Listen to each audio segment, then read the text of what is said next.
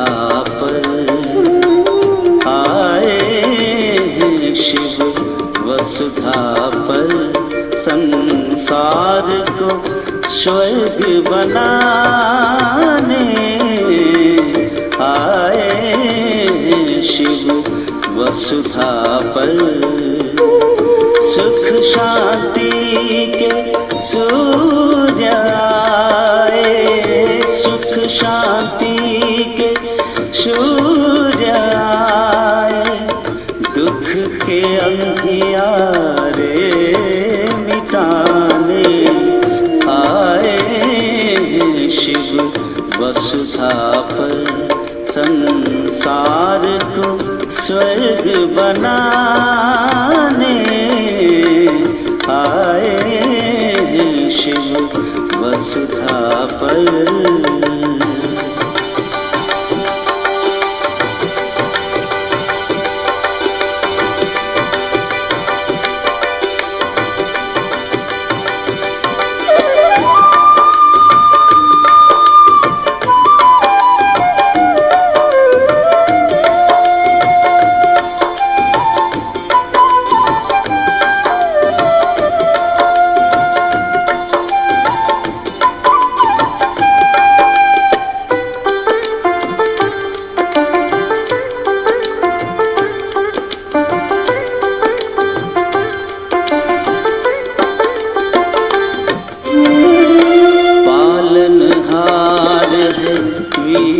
विधाता पर वो ज्योति बिंदु, पालनहार है विश्व विधाता पर वो ज्योति बिंदु, सागर से भी बढ़कर है वो, सागर से भी बढ़कर है वो, अनंत आनंद सिंधु आए हर मानव को सजाने, आए हर मानव को सजाने, सद्गुणों से देव बनाने, सद्गुणों से देव बनाने आए शिव वसुधा पर, संसार को स्वर्ग बनाने आए शिव वसुधा पर।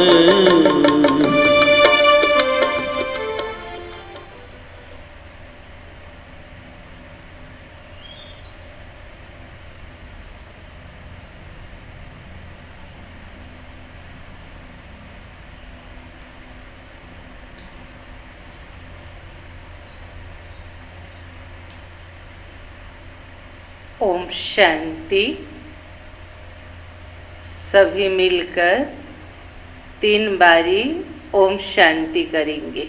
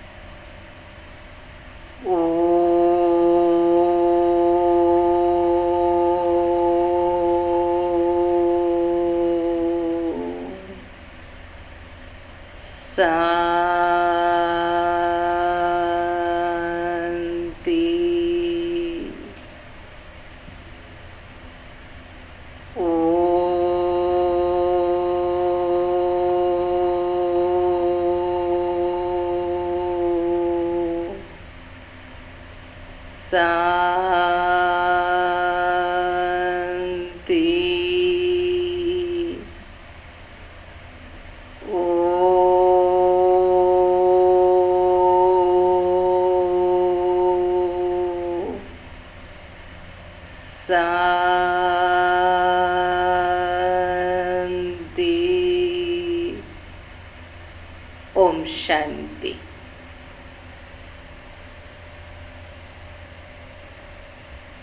आज बाबा की 7 तारीख की महावाक्य।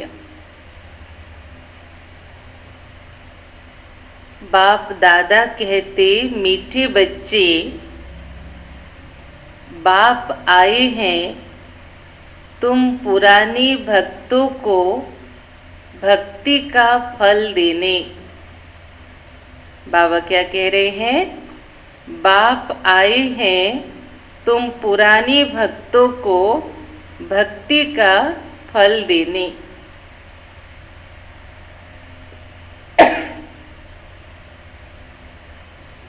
भक्ति का फल है ज्ञान, जिससे ही तुम्हारी सद्गति होती है। तो बाबा ने क्या कहा मुरली की सार में? बाप आए हैं तुम पुराने भक्तों को भक्ति का फल देने। भक्ति का फल है ज्ञान, जिससे ही तुम्हारी सद्गति होती है।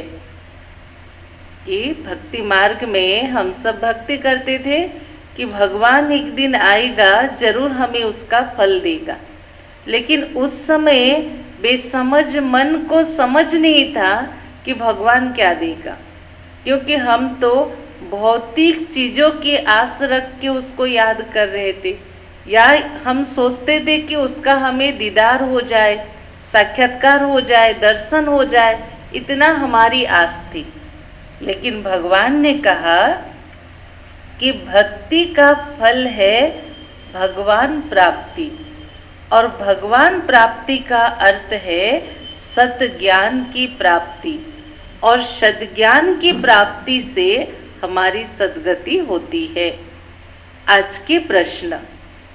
कई बच्चे चलते चलते तकदीर को आपे ही सूट करते हैं, कैसे? कई बच्चे चलते चलते तकदीर को आपे ही सूट करते हैं, कैसे? अपने ही भाग्य को खुद ही खराब करते हैं, खत्म कर देते हैं, कैसे? तो उत्तर में बाप दादा कह रहे हैं, अगर बाप का बनकर सर्विस नहीं करते, अपने पर और दूसरों पर रहम नहीं करते, तो वह अपनी तकदीर को सूट करते हैं। सुना बाबा ने क्या कहा? अगर बाप का बनकर सर्विस नहीं करते, अपने पर और दूसरों पर रहम नहीं करते, तो वह अपनी तकदीर को सूट करते हैं, अर्थात पद भ्रष्ट हो जाते हैं। अच्छी रीति पढ़े, योग में रहे, तो पद भी अच्छा मिले। क्या कहा बाबा ने? अच्छी रीति पढ़े, योग में रहे, तो पद भी अच्छा मिले। सर्विसेबल बच्चों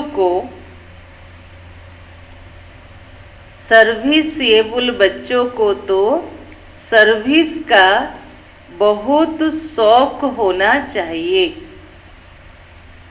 गीत है, कौन आया सवेरे सवेरे मेरे मन के द्वारे। ओम शांति। रूहानी बच्चे समझते हैं हम आत्मा है, ना कि शरीर, और यह ज्ञान अभी ही मिलता है परम पिता परमात्मा से। माना आत्मा का सत्य परिचय, अपना सत्य परिचय हमें कब मिलता? संगम पर जब परमात्मा पिता आते हैं ब्रह्मा तन में। बाप कहते, जबकि मैं आया हूँ तो तुम अपने को आत्मा निश्चय करो। आत्मा ही शरीर में प्रवेश करती है, एक शरीर छोड़ दूसरा लेती रहती है। आत्मा नहीं बदलती, शरीर बदलता है। सुना बाबा ने क्या कहा? जैसे हमने ये ड्रेस पहन रखा है, ऐसे आत्मा शरीर रूपी वस्त्र पहन के रखी है।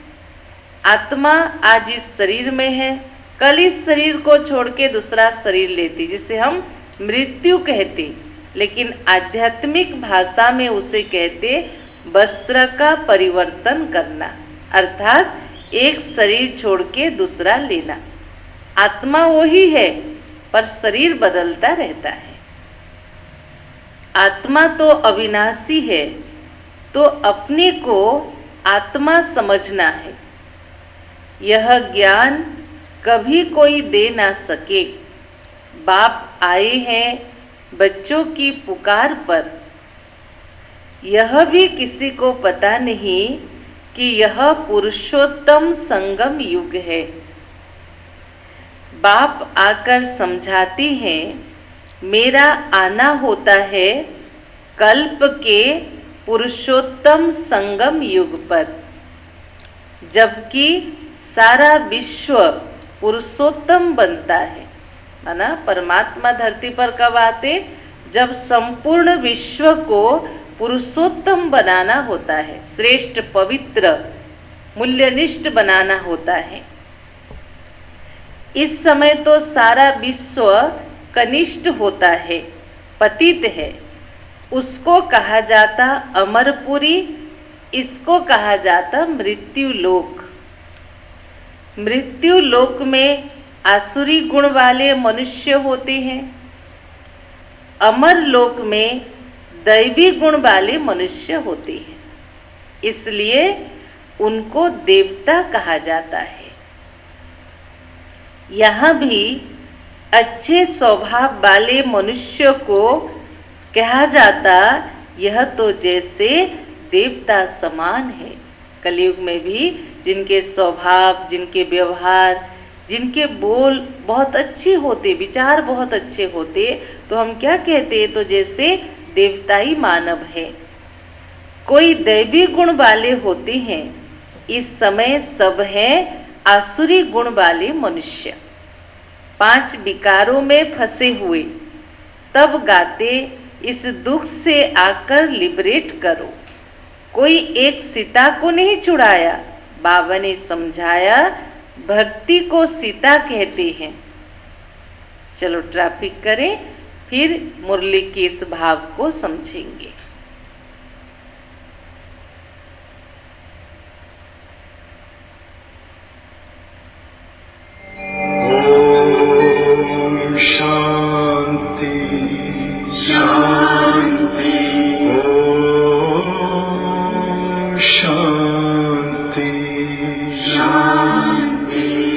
अंतर मन में ज्योति जगा लो, होगा दूर अंधेरा।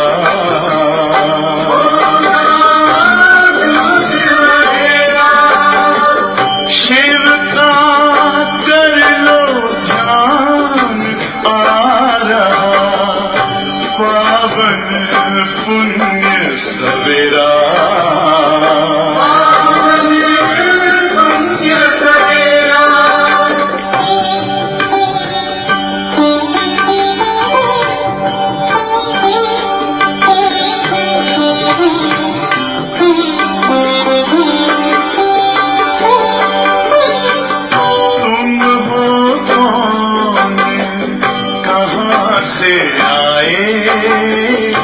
अपने आप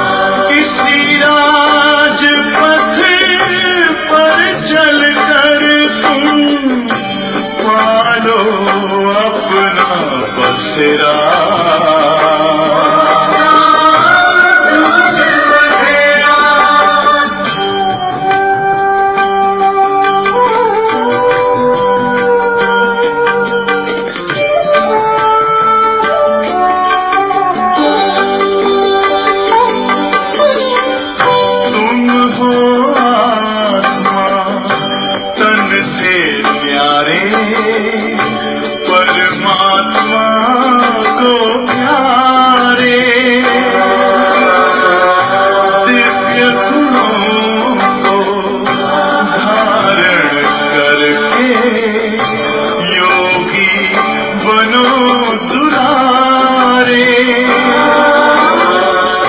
ज्योति बिंदु ही तोड़ेगा ये माया मोह का घेरा।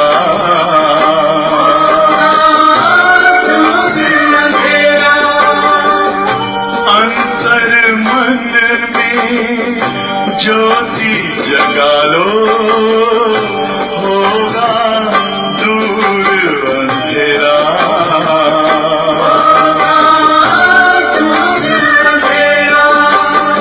ओम शांति, ओम शांति,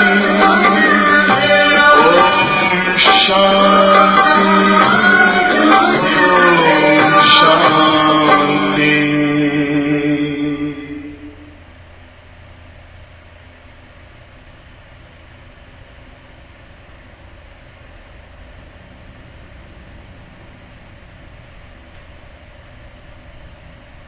ओम शांति।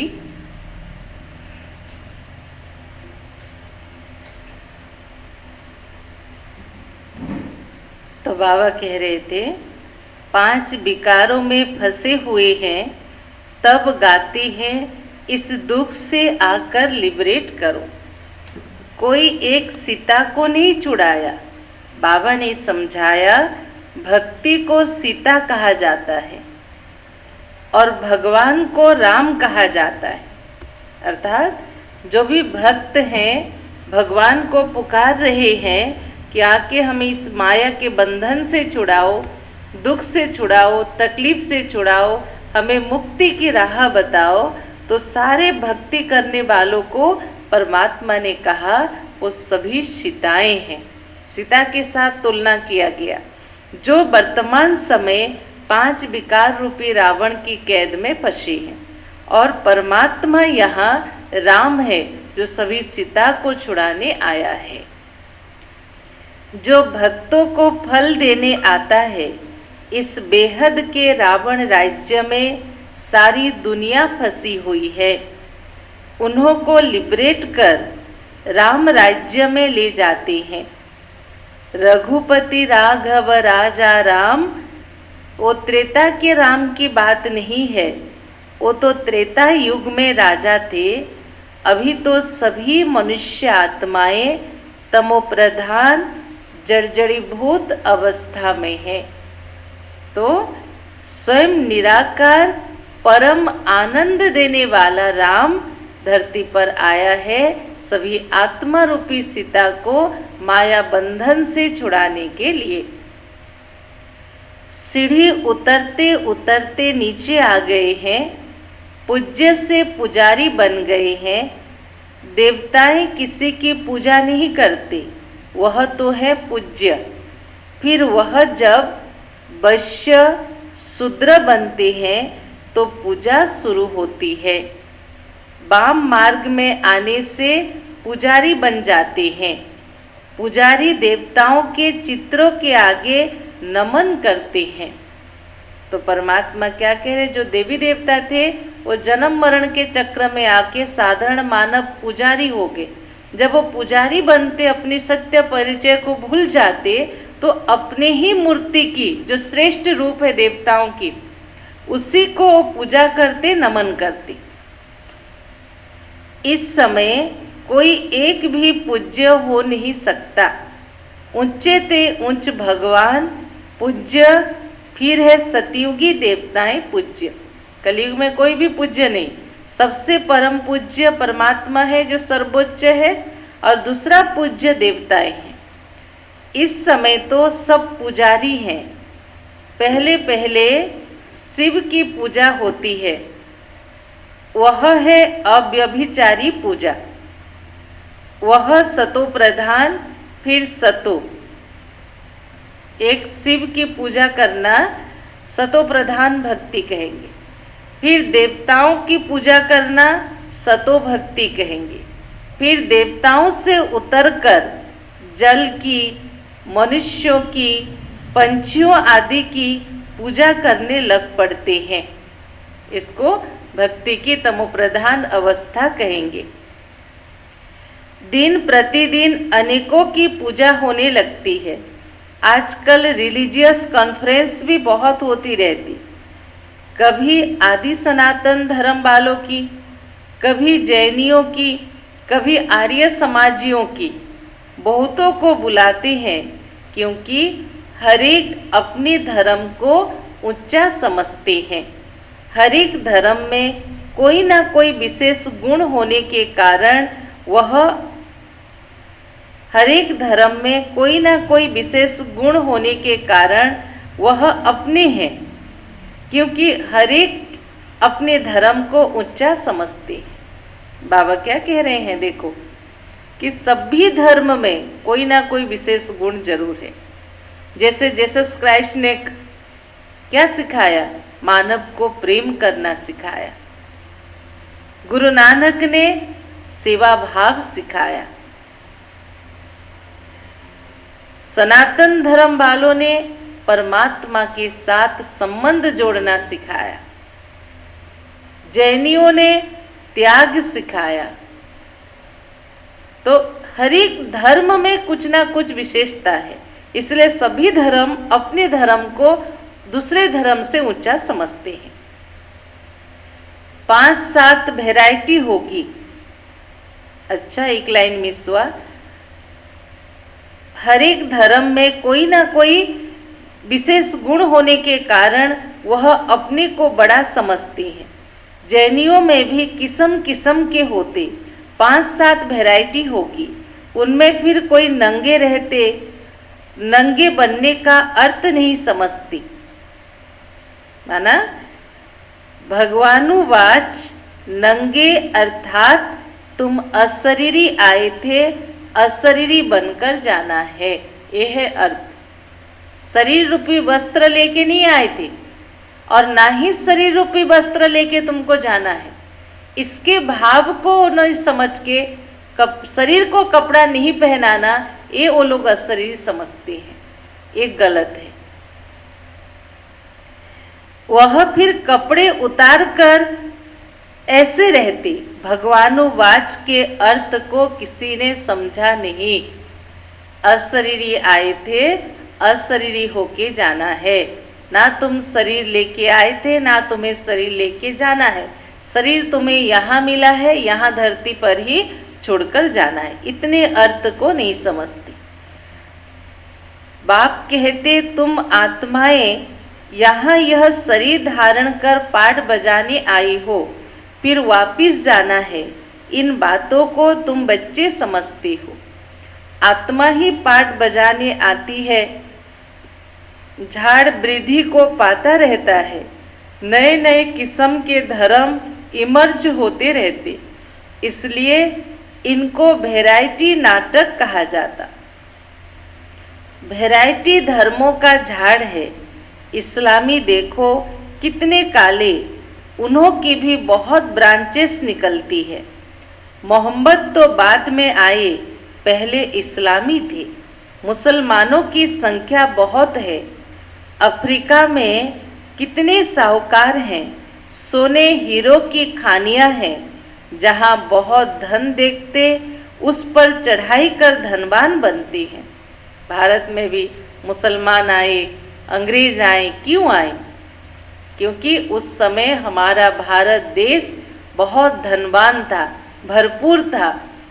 इसलिए धन की लालच में, सोने हीरे की लालच में भारत देश में चढ़ाई किया उन्होंने। तो बाबा कहते जहां बहुत धन देखते उस पर चढ़ाई कर धनवान बनते। क्रिश्चियन लोग भी कितने धनवान बने। भारत में भी धन है, परंतु गुप्त है। सोना आदि कितना पकड़ते रहते। अब दिगंबर जैन सभा वाले कॉन्फ्रेंस आदि करते रहते, क्योंकि हर एक अपने को बड़ा समझते हैं। यह इतने धर्म सब बढ़ते रहते, कभी विनाश भी होना है, यह कुछ नहीं समझते।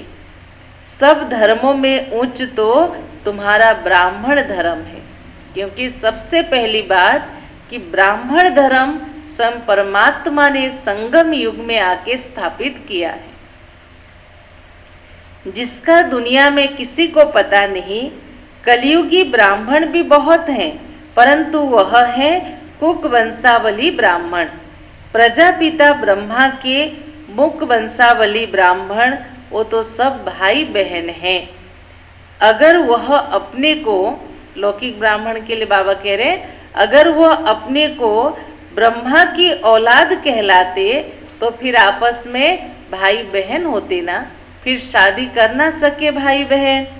सिद्ध होता वह ब्राह्मण ब्रह्मा के मुक वंशावली नहीं है। कितना बड़ा बात बाबा ने कहा, जो ब्रह्मा मुख वंशावली ब्राह्मण है वो आपस में भाई बहन है, ईश्वर की संतान है। इसलिए जब वो ब्रह्मा मुख वंशावली ब्राह्मण बनते तो ब्रह्मचर्य व्रत की पालना करते। इस पवित्र दुनिया को बनाने के लिए परमात्मा को इस अंतिम जन्म पवित्र रहने का प्रतिज्ञा करके पवित्रता के बल के सहयोग देते हैं। लौकिक ब्राह्मण आपस में कभी भाई बहन नहीं होते, क्योंकि तो शादी मुरादी सब कुछ करते। देखो, वास्तव में देवताओं से भी उच्च ब्राह्मण है, क्योंकि चोटी है। यह ब्राह्मण ही मनुष्य को देवता बनाते हैं। पढ़ाने वाला है परम पिता परमात्मा, स्वयं ज्ञान का सागर। यह किसी को भी पता नहीं। बाप के पास आकर ब्राह्मण बनकर फिर कल शूद्र बन जाते हैं। आते हैं 7 दिन कोर्स करते, कुछ दिन मुरली सुनते, फिर हाथ छोड़ के चले जाते, फिर जैसे थे वैसे बन जाते। पुराने संस्कार पलटने में बड़ी मेहनत लगती ना, क्यों जाते? क्योंकि अपने को परिवर्तन करना बड़ा मुश्किल समझते।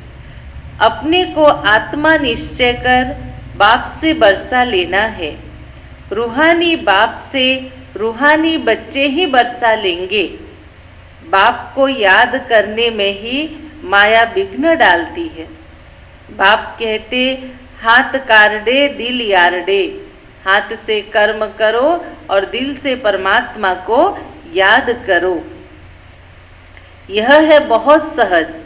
जैसे आशिक मासूक होते जो एक दो को देखने के बिगर रह नहीं सकते। बाबा तो मासूक है हमेशा। बाबा हमें याद नहीं करता, हमें बाबा को याद करना है, क्योंकि बाबा की याद से हमारी आत्मा पवित्र होगी, हमारी जन्म जन्मांतर के विक्रम विनाश होंगे। इस भाव से बाबा ने कहा मैं सदा मासूक हूँ और तुम आत्माएं सदा आशिक हो। आशिक सब बच्चे हैं जो बाप को याद करते रहते। एक बाप ही है जो कभी किसी पर आशिक नहीं होता, क्योंकि वह ऊंचे ते ऊंच है, उनसे ऊंचा कोई है नहीं। हम याद किसको करते? जो हमारे से सुपरियर है, भगवान है। लेकिन भगवान से कोई सुपरियर अथॉरिटी तो नहीं है ना, इसलिए भगवान कभी किसी को याद नहीं करता। बाकी हाँ, बच्चों की महिमा करता हूँ। तुम भक्ति मार्ग से लेकर मुझ मासूक के सब आशिक हो, बुलाते भी हो, आकर दुख से लिबरेट कर पावन बनाओ।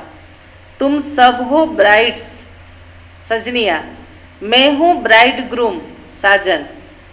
तुम सब आसुरी जेल में फंसे हुए हो, मैं आया हूँ तुम्हें छुड़ाने। इसलिए दिखाया ना, सीता को जब रावण की कैद से छुड़ाया, राम तभी उसे ग्रहण किया जब अग्नि परीक्षा सीता दी। यहाँ अग्नि परीक्षा का अर्थ है जब तक हम योग से पवित्र नहीं बने हैं, बाबा हमें अपने साथ परम धाम लेके नहीं जा सकता। तो बाबा कहते तुम सब आसुरी जेल में फंसे हुए हो, मैं आकर छुड़ाता हूँ।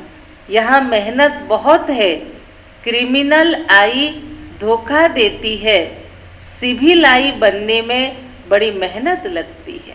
जन्म जन्म के जो देह अभिमान की विकारी दृष्टि की जो आदत पड़ी है, उसको इस एक जन्म के थोड़े से समय में संपूर्ण निर्विकारी पवित्र दृष्टि बनाना मेहनत तो लगती है। देवताओं के कितने अच्छे कैरेक्टर्स हैं, अब ऐसा देवता बनाने वाला जरूर चाहिए ना। कॉन्फ्रेंस में टॉपिक रखी है मानव जीवन में धर्म की आवश्यकता। इतने मुरली सुनने के बाद क्या समझ में आया? शायद उस समय बाबा ने कहा ना दिगंबर जैन वालों ने कॉन्फ्रेंस बुलाया है, तो उन्होंने कॉन्फ्रेंस बुलाया होगा, रिलीजियस कॉन्फ्रेंस, जिसमें टॉपिक रखी थी मानव जीवन में धर्म की आवश्यकता। ड्रामा को ना जानने के कारण मुझे हुए हैं, तुम्हारे सिवाय कोई किसी को समझा ना सके। क्रिश्चियन अथवा बौद्धि आदि को यह थोड़ी मालूम है कि क्राइस्ट, बुद्ध आदि फिर कब आएंगे सृष्टि पर। कितनी सुंदर बातें बाबा ने कहा। किसी भी धर्म वालों को नहीं पता कि उनके धर्म स्थापक कब आएंगे सृष्टि पर। तुम झट हिसाब करके बता सकते हो, तो समझाना चाहिए धर्म की तो आवश्यकता है। पहले पहले कौन सा धर्म था, फिर कौन से धर्म आए, अपने धर्म वाले भी पूरा समझते नहीं। बाबा क्या कह रहे हैं? बाबा के हमें परिचय दिया कि तुम हिंदू धर्म के नहीं हो, तुम वास्तव में आदि सनातन देवी देवता धर्म वाले हो। लेकिन सच्चे दिल से अपने दिल पर हाथ रख के बताओ, दिन भर कितने बार याद रहता कि मैं वो सतयुगी देवात्मा हूँ या सतयुगी देवात्मा था।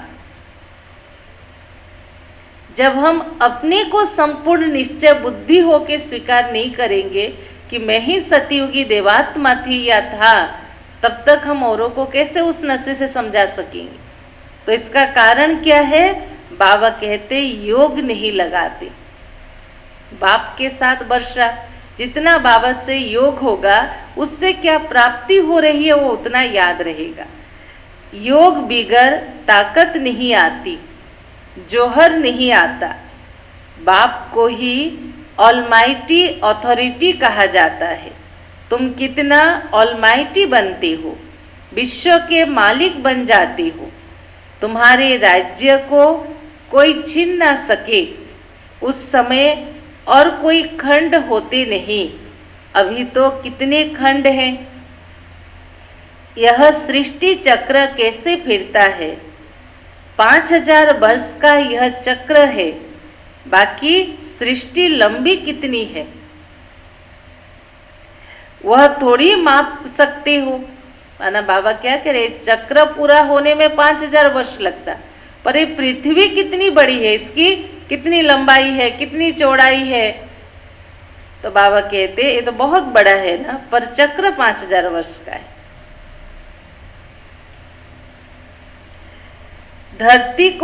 धरती का करके माप कर सकते हो, लेकिन सागर को, आकाश और सागर का कोई अंत पा ना सके। तभी तो कहते ना आकाश की कितनी ऊंचाई और सागर कितनी गहराई है, मापना बड़ा मुश्किल है। तो समझाना है धर्म की आवश्यकता क्यों है। सारा चक्र ही धर्मों पर बना है ना, पूरा सृष्टि चक्र। सतयुग, त्रेता, आदि सनातन देवी देवता धर्म, द्वापर इस्लामी, बौद्धी, क्रिश्चियन, फिर कलयुग में देखो हमारे सिख धर्म सभी आए। तो पूरी सृष्टि चक्र ही धर्मों का बना है।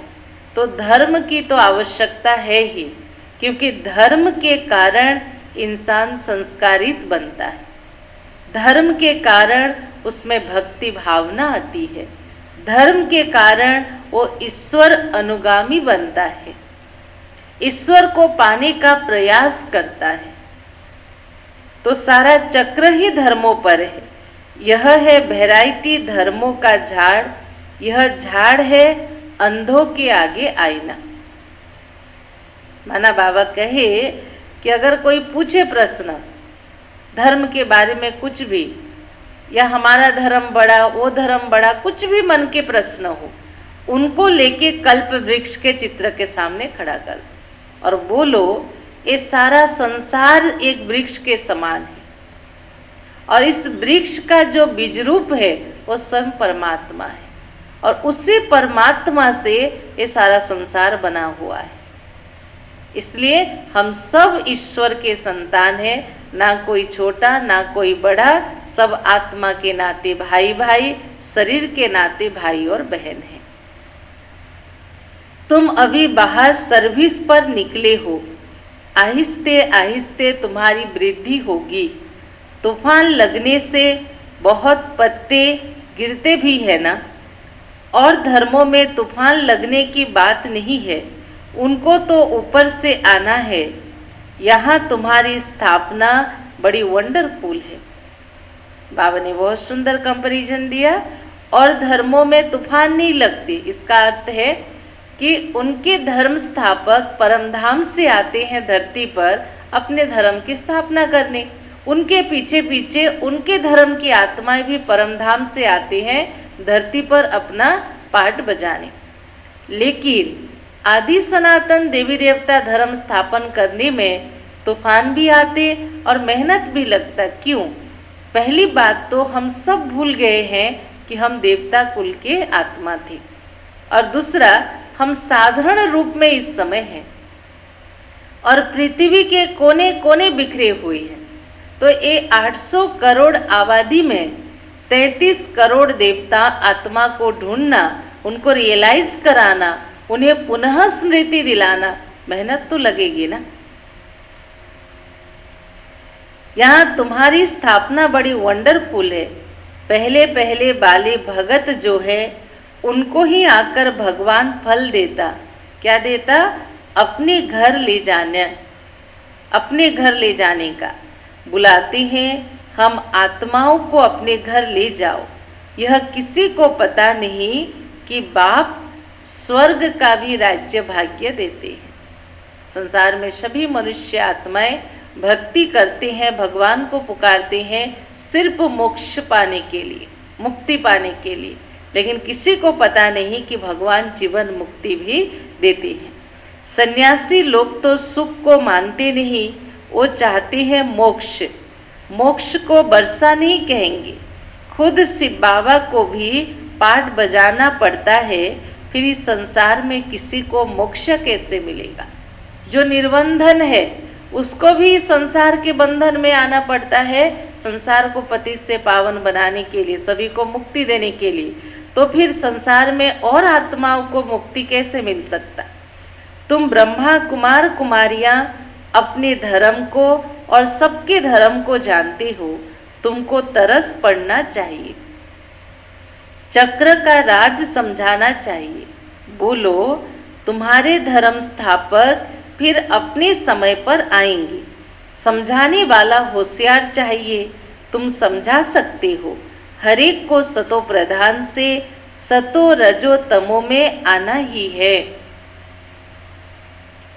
अभी है रावण राज्य, तुम्हारी है सच्ची गीता जो बाप सुनाते हैं। भगवान निराकार को कहा जाता है। आत्मा निराकार गॉड फादर को बुलाती है। वहाँ तुम सब आत्माएं रहती हो। कहाँ पर? परमधाम में। तुमको परमात्मा थोड़ी कहेंगे, परमात्मा एक है, ऊंचे ते ऊंच भगवान है, बाकी सब आत्माएं उनके बच्चे हैं। सुना स्पष्टीकरण? सर्व का सद्गति दाता एक है, फिर है देवताएं, उनमें भी नंबर 1 श्री कृष्ण है, क्योंकि उनकी आत्मा और शरीर दोनों पवित्र हैं। तुम हो संगम योगी, तुम्हारा जीवन अमूल्य है। देवताओं का नहीं, ब्राह्मणों का जीवन अमूल्य है, क्योंकि सब भगवान ने हमें ये जीवन दिया है। बाप तुमको बच्चा बनाए, फिर तुम्हारे पर कितनी मेहनत करते हैं। देवताएं थोड़ी इतनी मेहनत करेंगे, वह पढ़ाने के लिए बच्चों को स्कूल भेज देंगे और यहाँ स्वयं बाप बैठ के तुम्हें पढ़ाते हैं। बाबा क्या कह रहे हैं? घर में भी देखो, माँ बाप पढ़े लिखे होते, टीचर भी होते हैं कईयों के माता पिता, फिर भी बच्चों को ट्यूशन पढ़ाने के लिए अलग जगह स्कूल भेजते हैं भी। लेकिन यहाँ स्वयं भगवान हमारा टीचर बन के हम बच्चों के ऊपर इतनी मेहनत करता है हमें देवता बनाने के लिए। इसलिए भगवान का इस जीवन पर पालना का अधिकार है, हमारे जीवन पर अधिकार भगवान की पालना से है। इसलिए हमारा संगम युगी ब्राह्मण जीवन ये बहुत अमूल्य है। वह बाप, टीचर, गुरु तीनों है तो कितना रिगार्ड होना चाहिए। सर्विसेबल बच्चों को सर्विस का बहुत शौक होना चाहिए। बहुत थोड़े हैं जो अच्छे होशियार हैं तो सर्विस में लगे हुए हैं। हैंड्स तो चाहिए ना। लड़ाई के मैदान में जाने के लिए जिनको सिखलाते उनको नौकरी आदि सब छुड़ा देते हैं।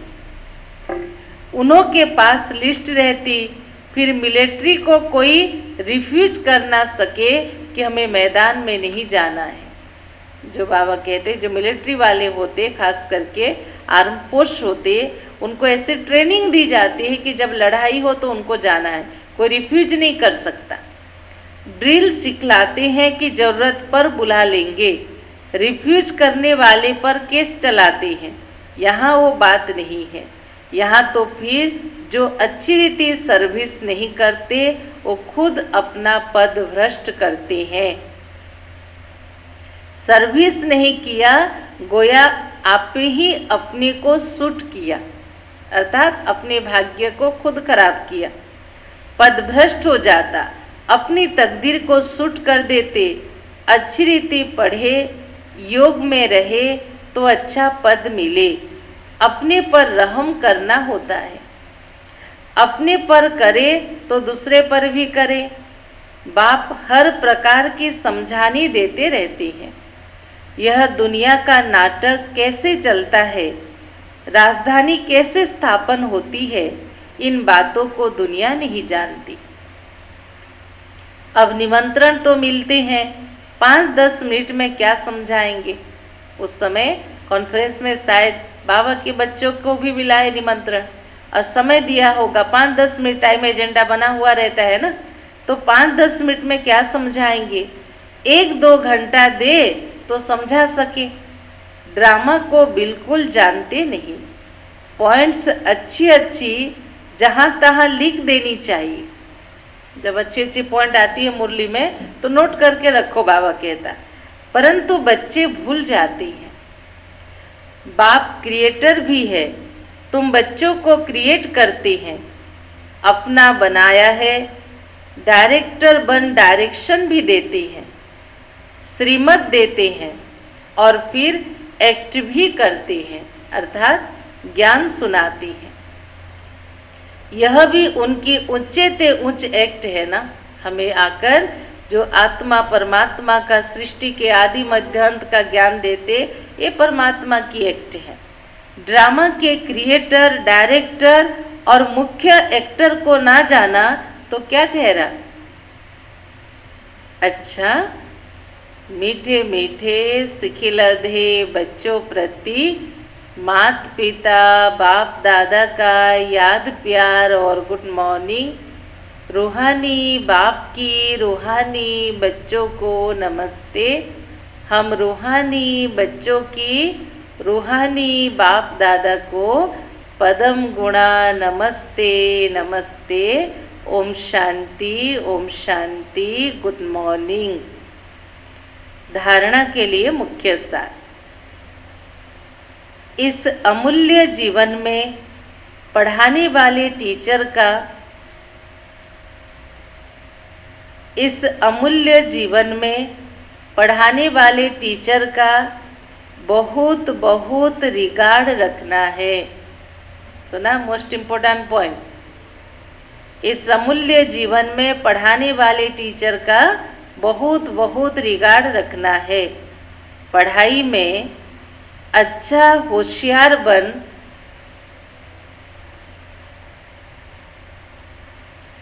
पढ़ाई में अच्छा होशियार बन सर्विस में लगना है। अपने पर आप ही रहम करना है। दूसरा पॉइंट,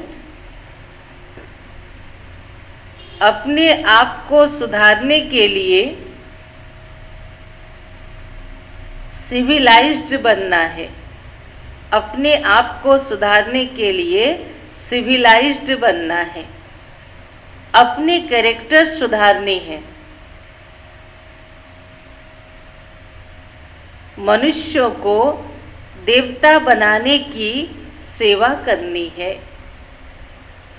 तो सुना एक बार और, इस अमूल्य जीवन में पढ़ाने वाले टीचर का बहुत बहुत रिगार्ड रखना है।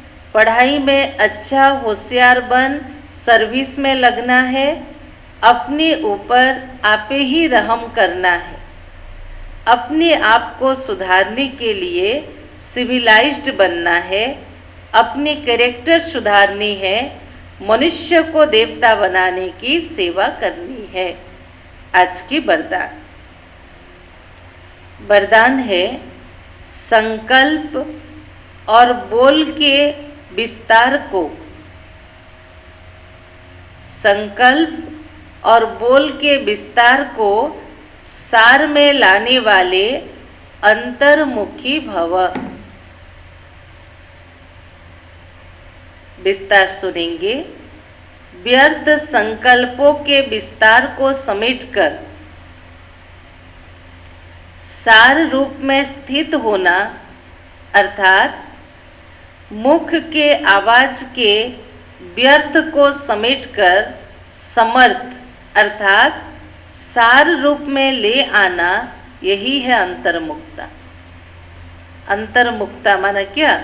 मुख से व्यर्थ को समेटकर समर्थ अर्थात सार रूप में ले आना, यही है अंतर्मुक्ता। ऐसे अंतर्मुखी बच्चे ही साइलेंस की शक्ति द्वारा भटकती हुई आत्माओं को सही ठिकाना दिखा सकती हैं। जो जितना अंतर्मुखी होगा, आंतरिक शक्ति से भरपूर होगा, वो दूसरे भटकती हुई आत्मा को ठिकाना दिखा सकती है। यह साइलेंस की शक्ति अनेक रूहानी रंगत दिखाती है। साइलेंस की शक्ति से हर आत्मा के मन का आवाज इतना समीप सुनाई देता जैसे कोई सन्मुख बोल रहा है।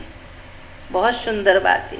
जितना आप मन बुद्धि से शांत रहोगे, व्यर्थ से मुक्त रहोगे, दया भाव और शुभ भावना से भरपूर रहोगे, उतना बिना बोले सामने वाले के मन की आवाज को आप सुन सकोगे, समझ सकोगे, परख सकोगे। स्लोगन: स्वभाव संस्कार संबंध संपर्क में, स्वभाव संस्कार संबंध संपर्क में लाइट रहना अर्थात फरिश्ता बनना। तो एक बार वरदान और स्लोगन: संकल्प और बोल के विस्तार को सार में लाने वाले अंतर्मुखी भव। व्यर्थ संकल्पों के विस्तार को समेटकर सार रूप में स्थित होना तथा मुख के आवाज के व्यर्थ को समेटकर समर्थ अर्थात सार रूप में ले आना, यही है अंतर्मुक्ता। ऐसे अंतर्मुखी बच्चे ही साइलेंस की शक्ति द्वारा भटकती हुई आत्माओं को सही ठिकाना दिखा सकते हैं। यह साइलेंस की शक्ति अनेक रूहानी रंगत दिखाती है। साइलेंस की शक्ति से हर आत्मा के मन का आवाज इतना समीप सुनाई देता जैसे कोई सन्मुख बोल रहा है। स्लोगन है: स्वभाव संस्कार संबंध संपर्क में लाइट रहना अर्थात फरिश्ता बनना। तो आज की मुख्य पॉइंट क्या रहा? इस अमूल्य जीवन में पढ़ाने वाले टीचर का बहुत बहुत रिगार्ड रखना है। और बाबा ने बहुत सुंदर बात कहा, देवताओं से भी श्रेष्ठ तुम्हारा ये ब्राह्मण जीवन है। क्योंकि देवताएं तो वहाँ पढ़ने के लिए स्कूल में जाएंगे और यहाँ स्वयं भगवान बाप बनकर हमें पढ़ाते हैं। इसलिए उठते बैठते उस भगवान की शुक्रिया करें। बाबा ने कहा ना कि फॉरेनर्स को थैंक यू कहने की आदत है। जब जितने बार थैंक यू कहे पहले बाबा याद आए। शुक्रिया बाबा जो आपने मुझे इतने लोगों के बीच ढूंढ के अपना बनाया। शुक्रिया बाबा जो आप मुझे इतना उच्च भाग्य दे रहे हो। शुक्रिया बाबा जो आपने मुझे अपना सहयोगी बनने का भाग्य दिया। सुना? ओम शांति। चले मीठे बाबा को दिल से याद करें।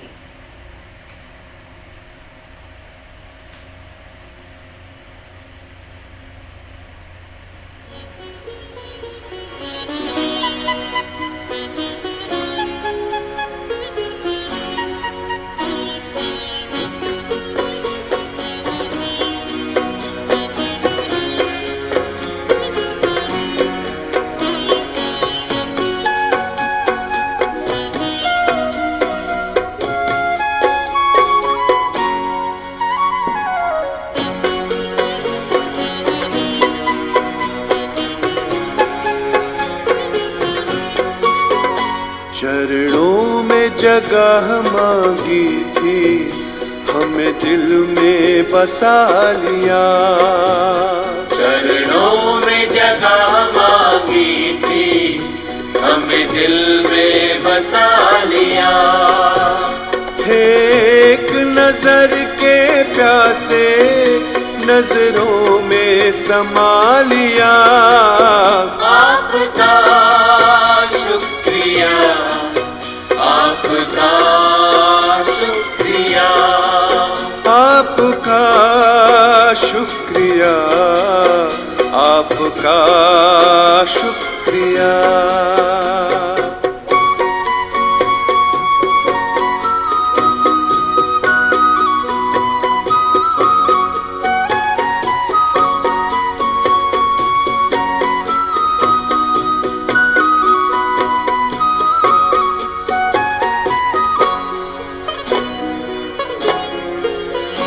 वरदान भरी दृष्टि से हमें बनाया त्रिकालदर्शी।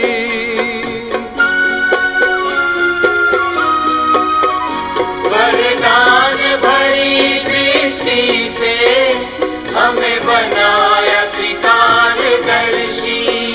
जन्मों के पुण्य फले हैं, प्रभु दया है इतनी बरसी। पलकों से उठा कर मोती आंखों का बना लिया। पलकों से उठा कर मोती आंखों का बना लिया। थे एक नजर के प्यासे, नजरों में समा लिया। आपका शुक्रिया, आपका शुक्रिया, आपका शुक्रिया, आपका